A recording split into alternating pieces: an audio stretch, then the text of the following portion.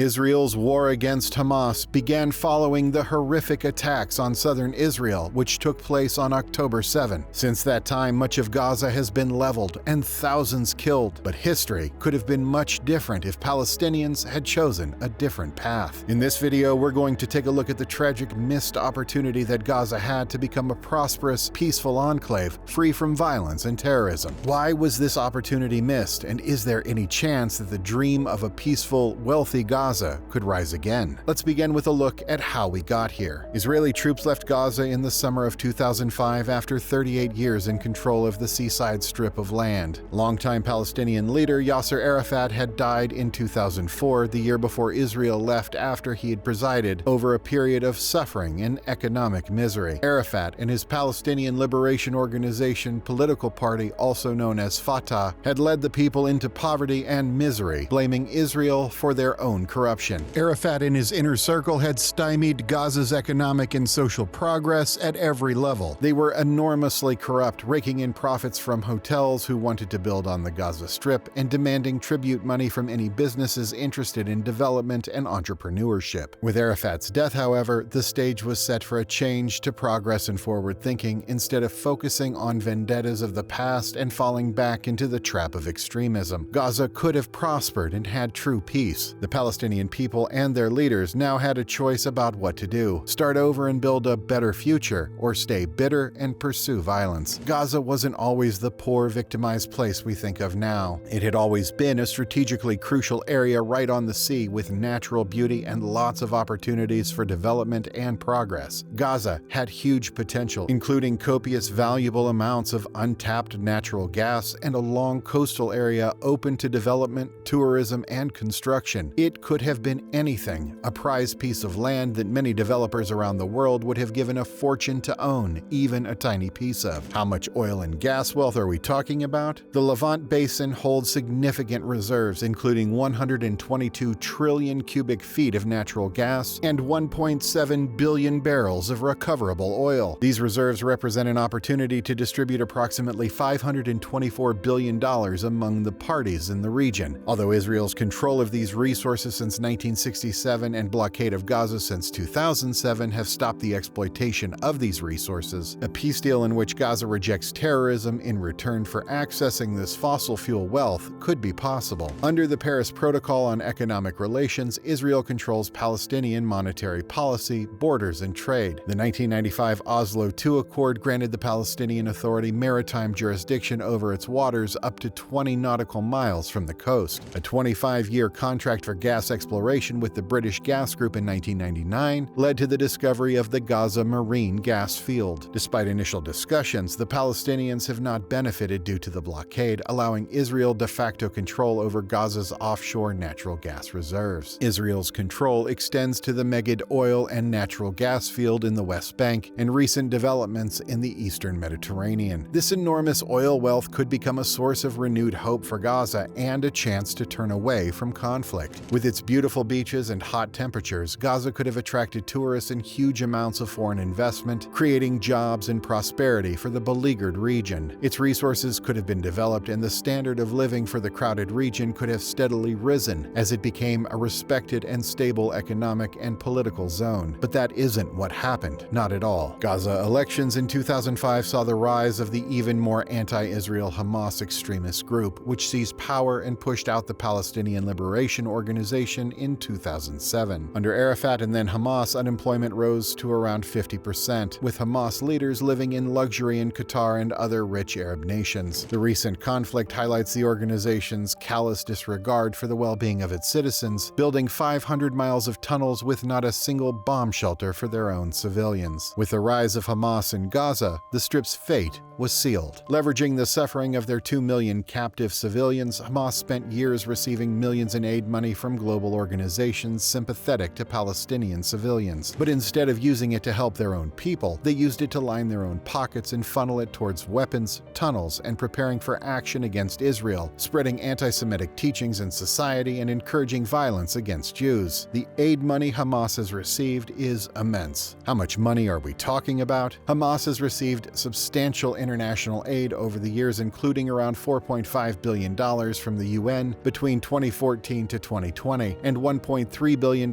from Qatar since 2012. For its part, Israel also gave over 10,000 work permits to Gazans to come into Israel and earn a much better salary that they could then take home. Tragically, some of these individuals used their knowledge and connections inside Israel to aid militants in the October 7 attacks. The sad truth is that Gaza could have been a wealthy, peaceful enclave like Singapore. Both self-governing city-states with strategic locations, their paths diverge dramatically. They couldn't be more different, but both are places with huge potential. Singapore tapped into that potential and Gaza threw it away by electing extremists to run their affairs and focusing on resentment and the past instead of growth and the future. Singapore, situated at a key crossroads of world trade in Asia, serves as a beacon of economic success and multicultural diversity. Its density of population and significant urban buildup, coupled with a high-quality harbor, turned it into the trade hub of East Asia. Singapore overcame its challenges and focused on the future, while Gaza turned back into the worst resentments of the past. Gaza, blessed with its beautiful beaches and huge natural resources, ended up in ruin with death and despair everywhere. In the alternate universe of Gaza's potential, it's easy to imagine a bustling economy fueled by tourism and abundant natural resources. The exquisite beaches and pleasant climate, as well as competitive advantages over other Gulf states, could have spurred economic growth, creating jobs and prosperity for the people and eventually leading to an opening up of relations with Israel and the wider international community. However, Gaza's leaders chose to manipulate the situation and throw away any chance at progress, leveraging resentment and racial and religious grievances instead, and keeping the people poor, dependent on aid, and victimized. Rather than try to improve the situation of their people and draw in more investment, Hamas used the suffering of the people to garner more sympathy, aid money, and anger at Israel. The dichotomy is alarming, a leadership that claims to champion the cause of the oppressed while indulging in a life of luxury. The siphoning of funds meant for the people of Gaza into personal coffers perpetuated the cycle of suffering, which reached its sick crescendo on October 7. Gaza, once so full of potential as a place to rebuild and showcase a rare Palestinian success story, became a pawn in the hands of extremists, exploiting sympathy to amass wealth and power. Now they have left the Gaza Strip to be crushed, many of the leadership still hiding in Qatar and plundering their plump bank accounts. Hamas rule transformed the Strip into a terrorist dystopia, where gay individuals and anyone deviating from a strictly Islamic lifestyle faced brutal repression. Activists, unknowingly aiding corrupt actors and genocidal maniacs like Hamas, must confront the reality that their support feeds into a deceitful narrative that can't continue if we want peace in the Middle East. The world has seen this situation before, a recurring cycle of violence with devastating consequences for both Israeli victims and the Palestinian people. The stark difference in governance becomes apparent. Israel, a thriving democracy with vigorous internal debates, is united in its determination to bring citizens and family members home. In contrast, Gaza under Hamas has no free speech, no human rights, and no interest in the survival or well-being of its own people. With this horrific conflict and Israel's effort to completely wipe Hamas off the map, could Gaza still have a future? Qatar has already promised $500 million